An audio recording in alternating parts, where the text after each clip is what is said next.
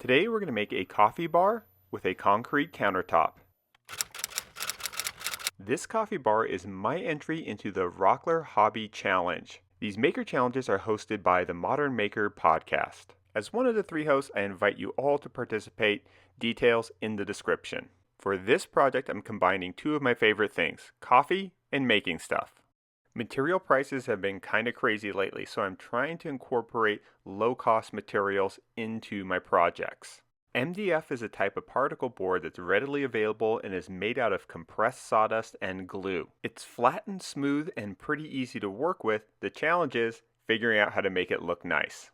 We're going to start by cutting some 3/4 inch thick MDF into boards and strips. I'm doing this with my Ryobi Circular Saw using my Kreg straight edge guide to ensure that I get nice straight cuts. MDF isn't the strongest material, so we're going to glue strips together to make beams and columns for the structure. Clamping the boards together caused a little bit of squeeze out, but I just scraped that away once the glue had fully cured. I now have some 2-inch wide, 1.5 inch thick pieces of MDF. I trimmed off the ends and then cut the pieces to length using my Kreg portable crosscut. This is a low-cost, easy-to-use guide that makes perpendicular cuts real simple. Look at that. Straight, square, and accurate. I used to use an aluminum speed square for this, but they tend to slip, whereas this thing really grips the material. The assembly begins by creating 2 frames. I'm using my Kreg corner clamps to hold the pieces in place so that I can pre-drill holes and drive in finish screws. I definitely recommend pre-drilling to avoid splitting the MDF, but MDF tends to clog up drill bits, so be ready to clean them out and to make multiple passes. I cut some scrap pieces to use as spacers, and I clamped those to the inside of the legs so that it would have a positive stop for screwing in the cross support. I only have to make 2 of these A-shaped frames, so I took my time, used all the clamps, and really took advantage of how straight and flat the MDF is. This Kreg system is easy to use, and it's great if you're in a situation like me where you don't have a lot of room to store big, bulky clamps and tools. I drove at least 2 3-inch long finish screws into each joint. I used my orbital sander to sand the edges nice and flat. I started with 150 grit and then worked my way up to 220. I used my palm router to give the edges a nice 3/8 of an inch round over. Not only will this contribute to the nice Art Deco look that I'm going for, it also protects the weakness of MDF, which is sharp corners. While I had the router out, I also routed these 1-inch wide strips of MDF that I'm going to use to add thickness to the legs and also serve as a decorative feature.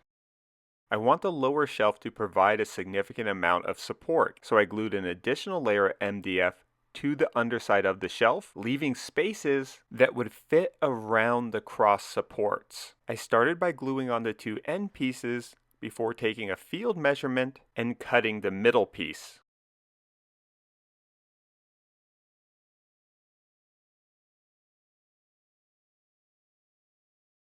For the top, I just want a piece to solidify the structure that can support the concrete countertop.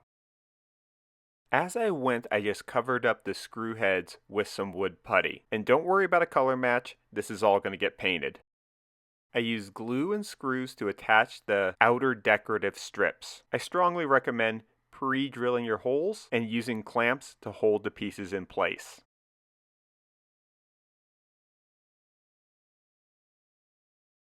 The pieces are complete, and now I can assemble the structure. Once again, I pre-drilled holes, applied glue, used clamps to stabilize, and then drove in the screws. Having positive stops and built up notches on the shelves made assembling things while keeping it nice and square real easy. We did a bit of touch-up sanding with an emphasis on the areas where we applied wood putty, wiped away all of the sawdust, and then applied a thick coat of clear acrylic wood finish. I like to apply an acrylic wood finish before spray painting MDF. The MDF really sucks up and absorbs paint, so I like to give it a smooth, hard, clear coat first, and then use a spray paint that will adhere nicely to the acrylic clear coat. I let the first coat of acrylic fully cure before giving a light sanding with 320 grit. I then wiped off that dust and applied a second coat. For the paint, I'm going to use Krylon Fusion All-In-One spray paint. This spray paint works really well on synthetic surfaces like the acrylic, and I've gotten really smooth and consistent paint jobs from Krylon. I applied 2 coats in total with a little bit of sanding in between. I salvaged this laminate desktop from a dumpster, and I'm going to use that as the surface I'm going to cast my concrete against. For the perimeter form, I'm just using MDF that I clear coated with 2 coats of polyacrylic.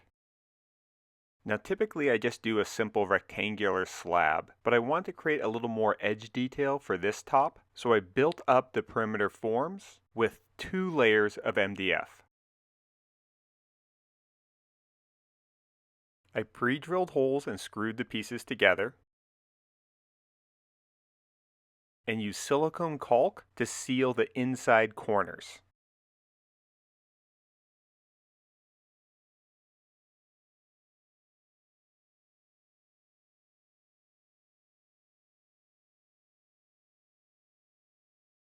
I use my hot glue gun to glue this MDF frame down to the laminate desktop. I just laid in a heavy bead of the hot glue all the way around the entire perimeter.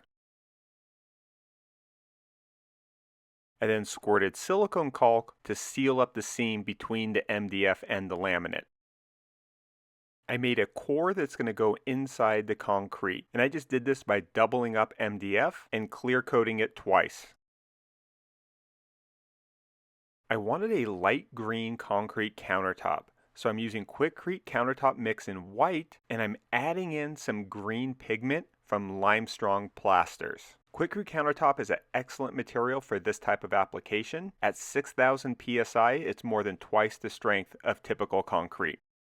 I scooped the wet concrete up with a bucket and poured it in place. I set the MDF core and then used some weights to hold it down so that it won't float up.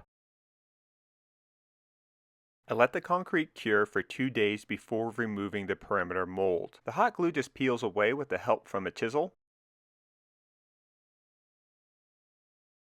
And once you remove the screws, you can just pull back the MDF.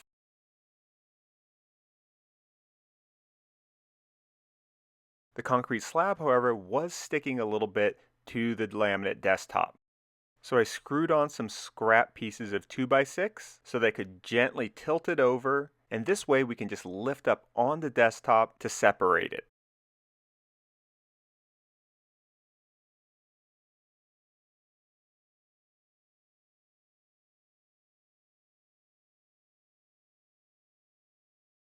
Concrete is quite porous and coffee can definitely stain things, so I applied 2 coats of polyacrylic directly to the concrete.